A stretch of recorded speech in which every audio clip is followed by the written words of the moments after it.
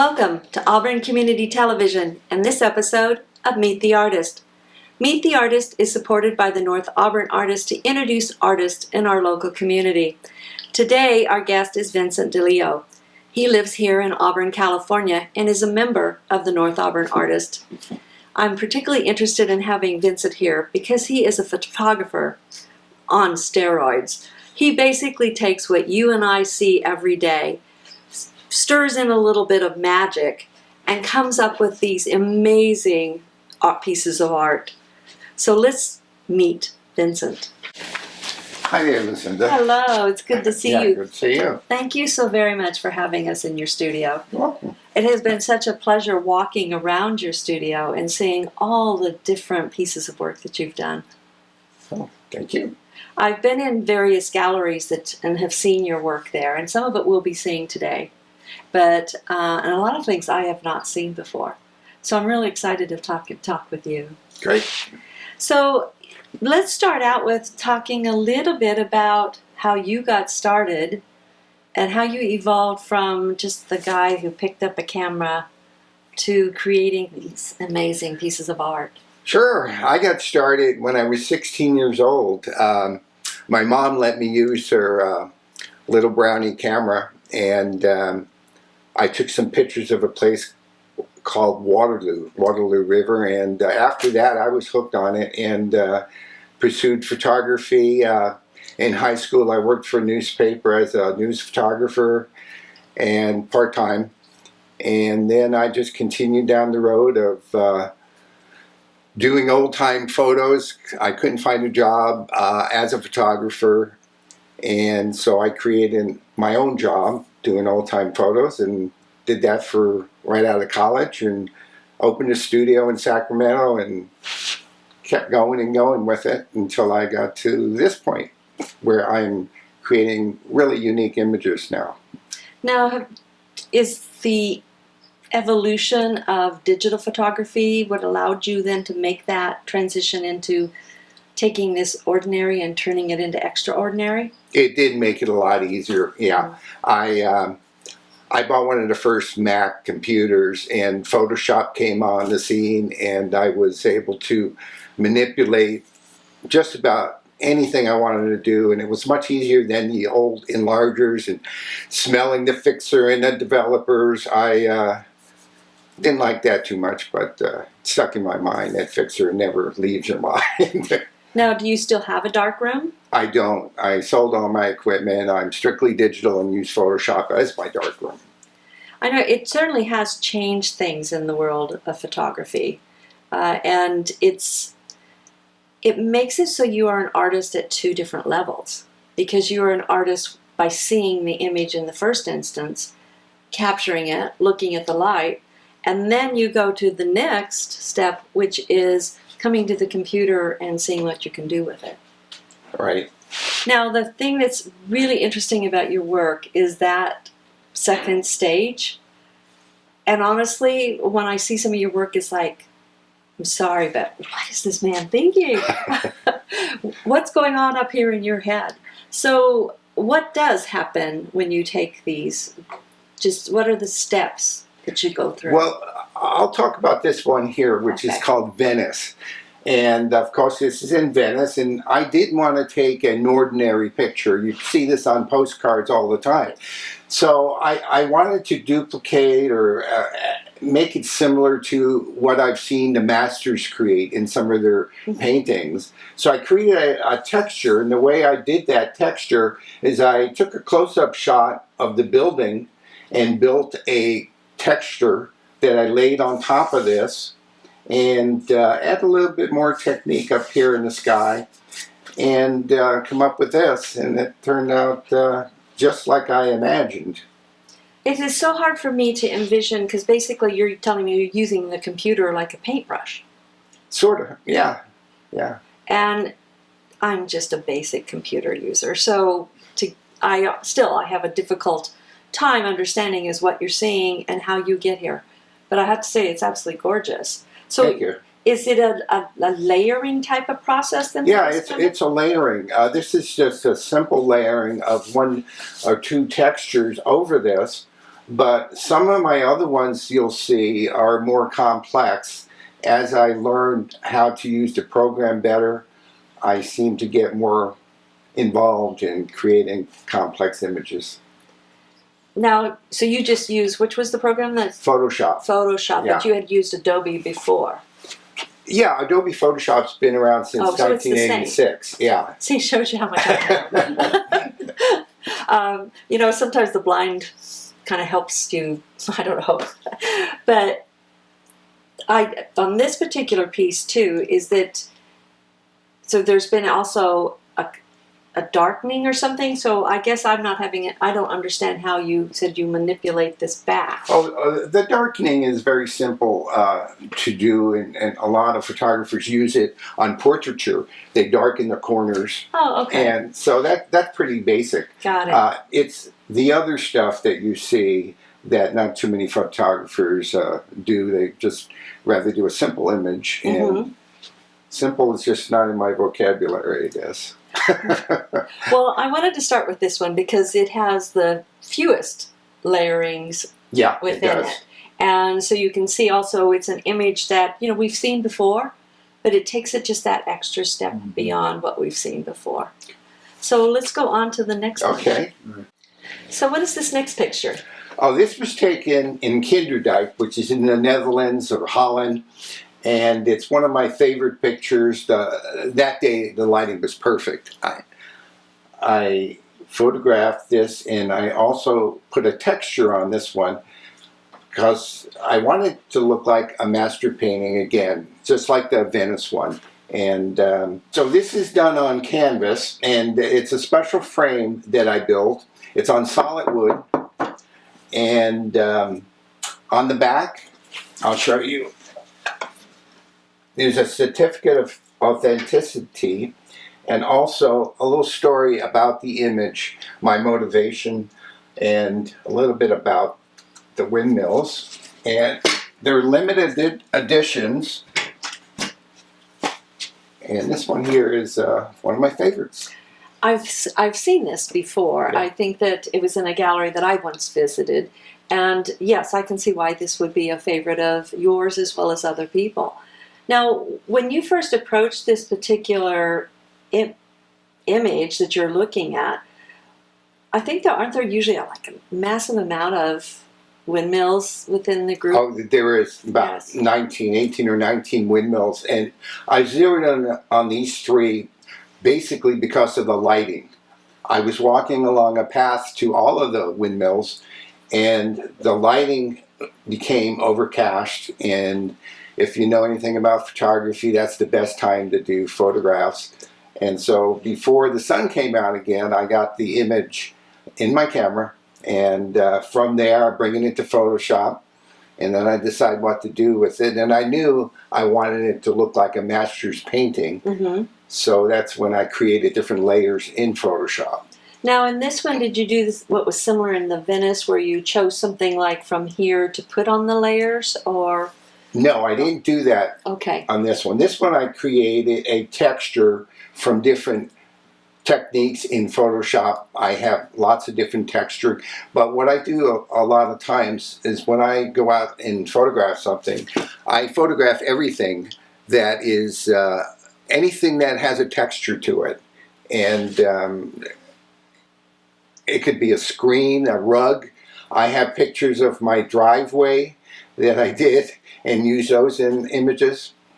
That is very clever. Of course you do.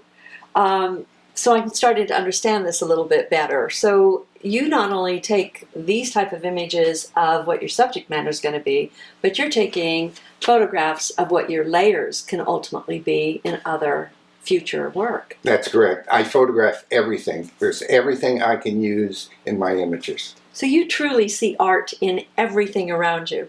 Absolutely. Absolutely fascinating. I'm definitely going to have to up my game with photography. I can tell that. Well, let's go on to the next one. Okay. Our next piece is actually one that is a favorite of mine. It has an incredible story to it, and I understand it's one of your newer pieces. No, actually, this is my older piece. This is one of your older pieces. Yes. Sorry, I misunderstood. So tell us a little bit about this piece, because it is very captivating. Well, it was my first trip to Italy, and I was looking for relatives. I have a lot of relatives in Italy. Didn't find any. Very difficult to find old relatives in Italy. But I knew they lived by Naples, so I went to Naples, and there was a beautiful place called Pompeii. And this is the background photograph here, Pompeii. A lot of history in that. And when I got home, I had hundreds of pictures of Pompeii, and I took this background photograph, and I decided I wanted to use that as a background for an image I was going to create. So as time went on, I found a shoebox full of old photographs. As I was going through the photographs, I found a picture of my dad at age 13, and my aunt and my uncles and great uncles. And so I wanted to do a tribute to them, and so I made them into a ghostly image. You can see the opacity is reduced on these, and I put them into this background, and I call this Walls of the Past. Which is very appropriate for it. It has a very haunting look to it. I guess because we're close to Halloween. With Halloween? I had to use that word. But no, it is very captivating, and what a wonderful way to capture your ancestry. So again, this is a layering process. So when you're making the decision of doing the layering, is there a specific order that you have to put them in to achieve what you want to do? Or you just, again, I don't know the process and the decisions that you're making with regard to these pieces. Well, I start with photographing the vintage photographs, and sometimes a lot of them need to be retouched. So I'll take them into Photoshop and I'll spend some time retouching them, depending on if they're really bad. Sometimes I'll even have to, on this one here, I would color the dress. The dress was black and white. This image was black and white. So I add flesh tones and add color. And this one is pretty much like that. It was a sepia tone one. And some of my other images had extensive coloring to the outfits and the face. And then you just start putting them in and overlaying. Yeah, I put them in layers, and depending on where they are in the image depends on what order the layer is, because some will come ahead of the others. That's what I was wondering, is that dictated by practical, or is it dictated by the creativity and where you want to place it? It's dictated by what you want to achieve. And if I, like this one here, in the back, it's behind her, so that it looks like he's standing behind her. Well, it's lovely. I could easily see people coming in saying, "Hey, I have these family members." It's beautiful. Thank you. All right, let's move on to our next. Okay.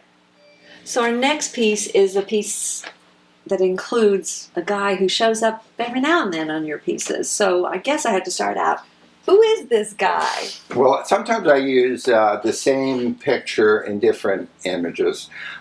This guy is just a young man who I found a picture at an antique store, and it was in pretty bad shape. I had to do a lot of retouching. The face, I colored the sweater, the tie, especially the bicycle was extremely difficult to isolate the spokes. I spent hours doing that. And one of my favorite artists is Dali, and if you remember, he warped the clocks. So I thought I'd warp a picture of a clock.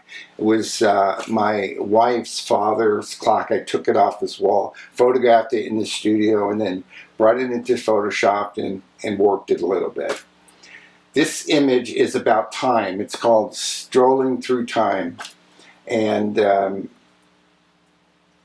it shows the difference of bicycles during his age and the ones that we have today. I have another image that does that. I'm looking at it up there, but we're actually going to impose your other image, because I kind of want to talk about it. Okay. After we finish with this. Okay, one. great. Okay. Yeah.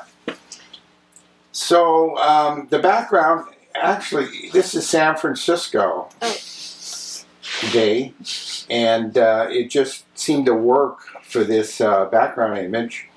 And that door is from the old sugar mill in Clarksburg. Another picture of a clock that I photographed in the studio. And this here was done at Lassen Park.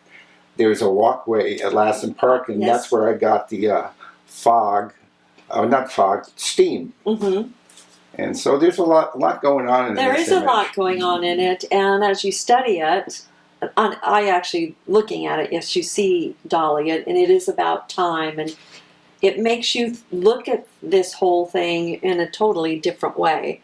At least I look at it, it's like it's not what you're expecting, but there's then elements that keep you cemented to some reality, which is what kind of comforting. I have a whole series on time that I did. Oh, did you? And yeah, I'm building quite a few of these, and as time goes on, we all go on. So, So through the magic of what we can do with a computer, or I should say my director can do with the computer, we're going to show the other picture that uses this young man. okay. And let's just generally talk about it, and our audience can see the image as we talk about it. Okay, so in that image, the young man is coming through a clock, and you can see the clock in the background with stars and broken apart as if he was traveling through time. And on the right side, the lower right, are pictures of bicyclists of today with helmets and their fancy bicycles. So it gives you the contrast between what it used to be and what it is now. And there's also one other picture of a very large wheeled bicycle that I photographed at the Cal Expo during their fair, and that's in there also.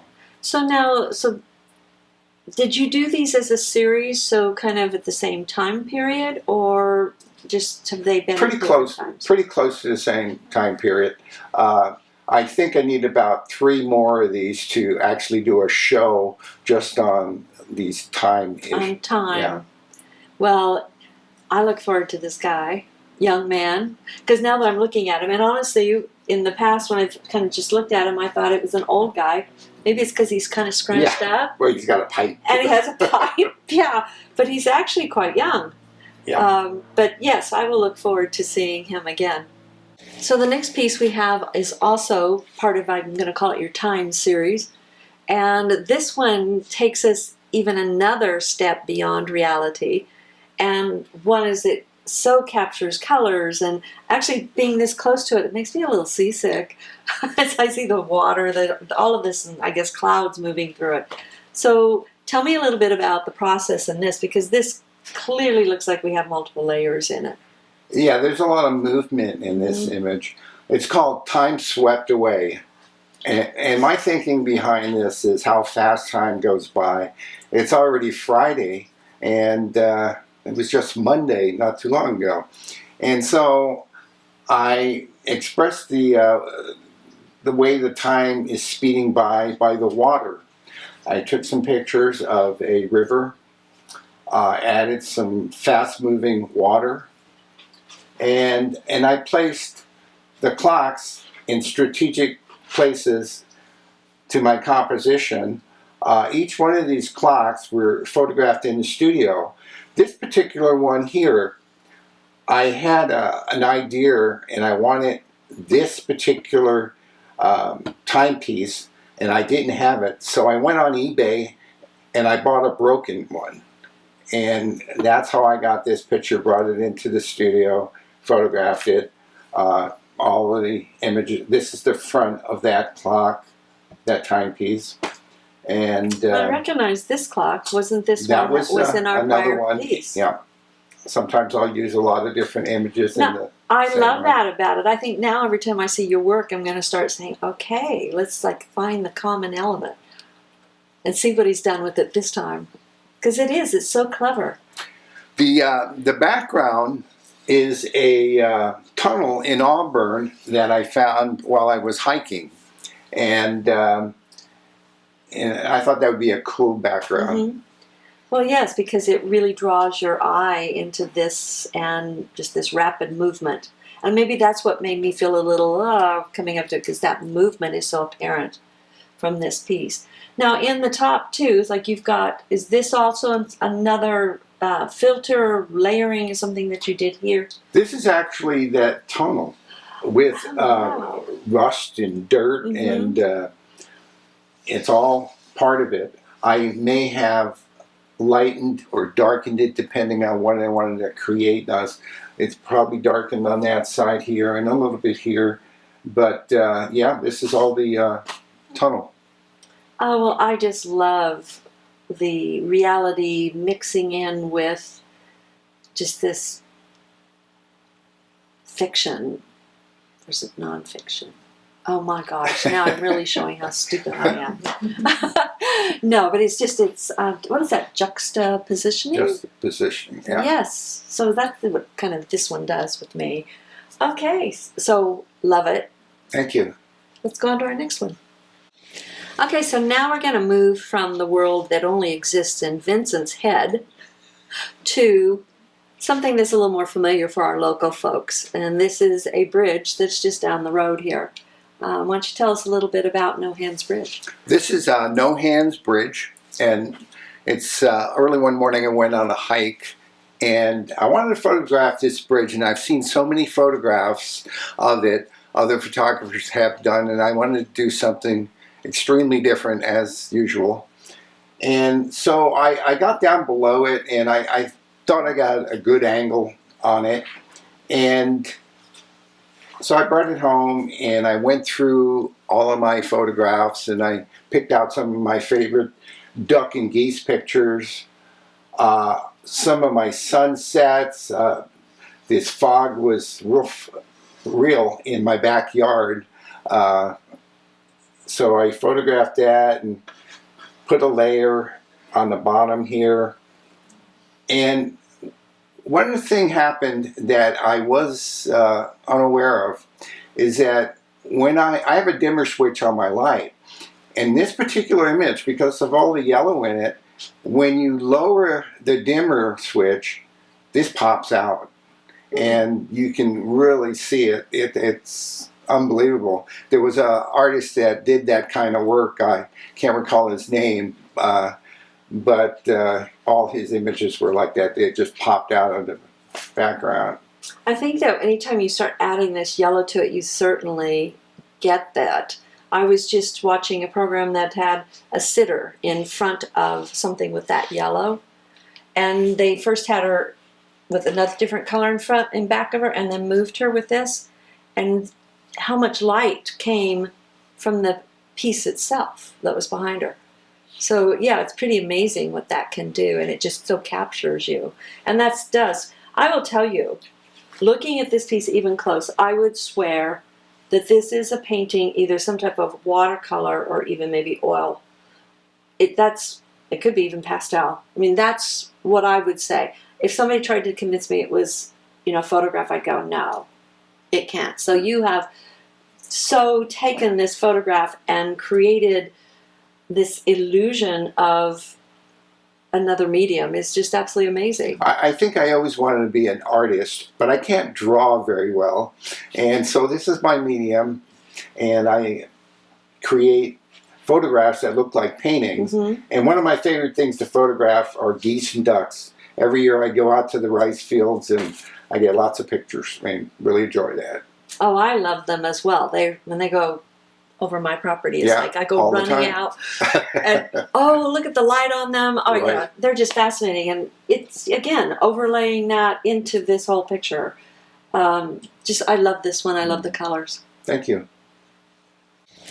All right, so the next one is really pushing the envelope, but it's so unusual and it has so many different elements to it. So I can't wait till you tell us about taking each one of these photographs and how you overlaid them and created this image. Well, this guy was a vintage photograph that I took. It was black and white, and again, I had to recolor every part of his face, eyes, eyebrows, put makeup on him, everything. And these crocodiles, I'll start over here on these crocodiles. I was in Costa Rica, and we were on this bridge, and it was half broken, and we pulled over and stopped, and down below were these crocodiles, and in a big hole in the road. And that's where I took this photograph, in Costa Rica. The toy fish, that is a toy of my son. He had it in his room, and I photographed it just to put in this photograph. The water, I went over to the river. I threw a rock in the water, and that's how I got this here circle here. What else is going on here? Oh yeah, we have a boat floating over here, and that was taken in Italy. The background, I think this is from Utah. Lots of clouds in Utah. Mm-hmm. So I have lots of cloud pictures to use. And of course the fog from different places that I photograph. And enjoying the days, the name, and the guy looked like he was having a great time. And he wasn't letting any crocodiles or anything else distract him from having a great day. Having a good time. So now the water that you took for the ripples is not from the same photograph, though, that is this image that you have. No, actually, this here area, that is from the... there's a place in Sacramento, the hatchery, and you can walk through the hatchery and you can see the fish. Mm-hmm. I photographed this there. Well, I love the fact, too, that so many of these, well, all of the elements of this have your touch to it. It's not only, it's like taking something old that you were able to beef it up and make it look presentable again because of the deterioration of it. But then being able to take all of these different elements and combining them together to create something that can convey a different message to various people. And again, like, is maybe just a little visit into how Vince works. Mm-hmm. I know, I'm really getting a different picture of you today. Great. I know. I think, yes.